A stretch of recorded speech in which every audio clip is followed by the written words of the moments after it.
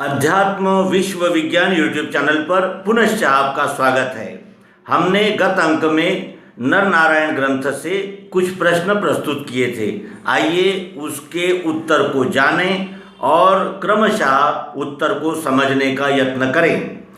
पहला प्रश्न उन्होंने जो पूछा था उसका उत्तर था, दिव्य चक्षु किसी संप्रदाय में अथवा वेदों में श्रुति ग्रंथों में प्रत्यक्षतः नहीं मिलेंगे। आद्यम यत्र्यक्षरम ब्रह्मत्रयी यस्मिन् प्रतिष्ठिता स गुह्योन्यस्त्रिवृत्त वेदः यस्तम वेद स वेदवित्। यह मनुस्मृति का 11वें अध्याय का 265वां श्लोक उद्धृत करते हुए वे कहते हैं कि दिव्य चक्षु किसी संप्रदाय में अथवा वेदों में श्रुति ग्रंथों में प्रत्यक्षतः नहीं मिलेंगे।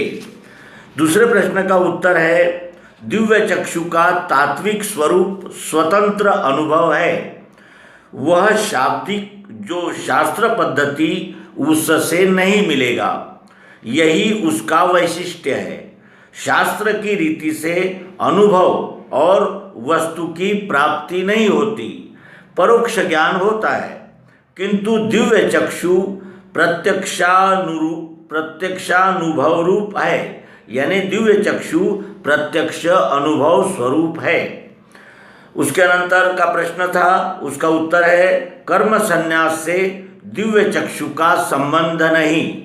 दिव्य चक्षुवान को ग्रहण त्याग की इच्छा नहीं होती, वह प्रकृति का साक्षी हो जाता है। त्याग बुद्धि तमोगुण का कार्य अहंकार है। सब कर्मों का संन्यास हो ही नहीं सकता। शरीर यात्रा पीच तेन प्रसिद्ध कर्मणः। यह गीता का 38वां श्लोक। उसके अनंतर असंभव शब्द ही संभव नहीं यह सिद्ध करता है। जो बात देखने में आवे वह असंभव नहीं, प्रकृति के नियम से ही हुई है, यह जानना। प्रकृति नियम के विरुद्ध हो ही नहीं सकता। उसके अनंतर क्षर गति के कर्म स्थायी है, उनमें किसी प्रकार से न्यूनाधिक नहीं हो सकता। शब्द स्पर्शादि तत्वों की और गुणों की रचना किसी वस्तु से हटा नहीं सकते।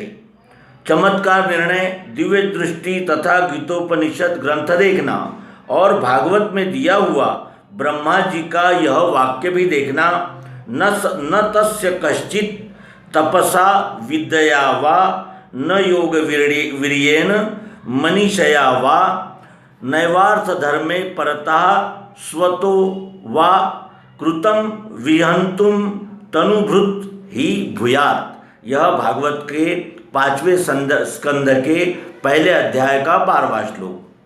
अन्न से स्वभाव नहीं बदलता, अन्न से स्वभाव नहीं बदलता, गुण कर्म के निश्चय से आगामी जन्म में स्वभाव बदलता है। आत्मा गुणातीत है, गुणातीत पुरुष आत्म प्रेम नहीं त्यागता।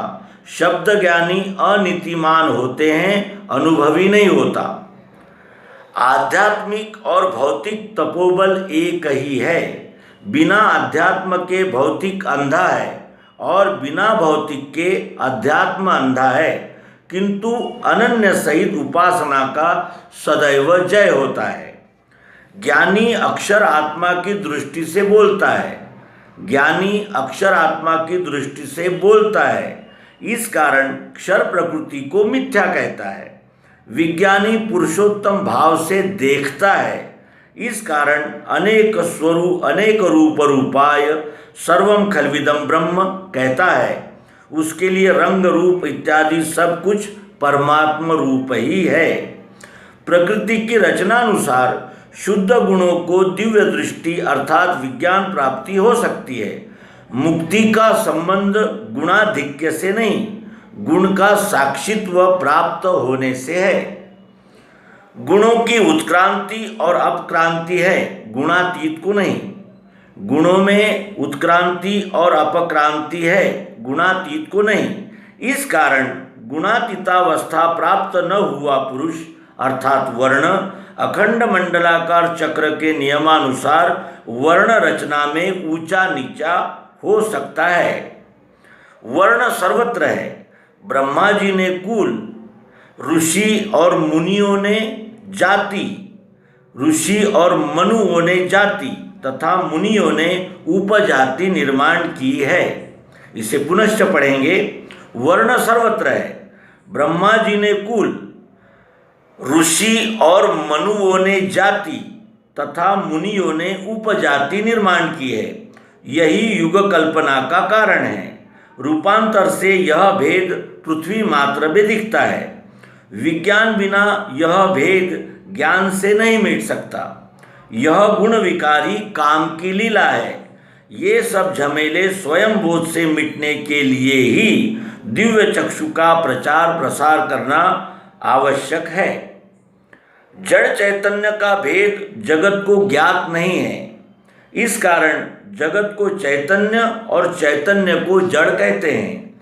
प्रकृति का विकार जो जीव चैतन्य, देह चालक, कामरूप स्फुरण, क्षर, यही जड़ है, अर्थात मुक्ति के समय रूपांतरण होने वाला है। वह जड़ होते हुए भी उसको अक्षर समान चैतन्य मानते हैं। और अक्षर सर्वव्यापी जो पत्थर में भी परिपूर्ण है, जड़ कहते हैं। प्रेत को वे जड़ समझते हैं। इसका कारण यही है कि सर्वव्यापी एक रस जो सत अक्षर चैतन्य, वह उनको ज्ञात नहीं होता, किंतु निकल जाने वाले जड़ वासनात्मक शरीर को चैतन्य मानते हैं। सुख दुख प्रतीत होना जड़ प्रकृति का लक्षण है। अक्षर चैतन्य सर्वत्र समान है, आने जाने वाला नहीं। ज्ञातुम अर्थात जानने को और द्रष्टुम अर्थात देखने को कान और आँख की आवश्यकता है। इन दोनों ज्ञानेंद्रियों में आकाश, वायु और अग्नि, यह तीनों तत्व आते हैं। यह दोनों इंद्रिय न हो तो दिव्य चक्षु नहीं हो सकते। अर्थात कान और आँख, अगर ये दो इंद्रियां न हो तो दिव्य चक्षु नहीं हो सकते। पांचों ज्ञानेंद्रियों से रहित अवस्था जड़ समाधि की है। वहाँ स्वरूप का बोध नहीं। पांचों ज्ञानेंद्रियों में आकाश तत्व के स्थूल कर्णेंद्रिय द्वारा दिव्य चक्षु ग्रहण हो सकते हैं। अन्य चार तत्वों के स्थूलेंद्रिय न हो तो भी कार्य हो सकता है। दिव्य चक्षु सत बोध है। सत का पराजय नहीं होता। सत बिना कल्याण भी नहीं।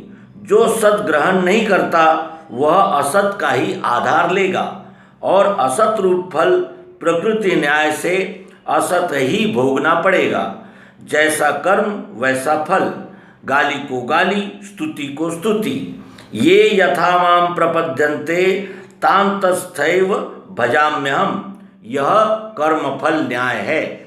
इस तरह हमने नर नारायण में महेश उपनाम धारण करके प्रश्नकर्ता के सद्गुरु भगवान श्री मायानंद जी चैतन्य, इन्होंने दिए हुए उत्तरों का अवलोकन किया और हम बार बार इन उत्तरों को ध्यानपूर्वक पढ़ेंगे, समझेंगे और उसका मर्म ग्रहण करने का प्रयास करेंगे।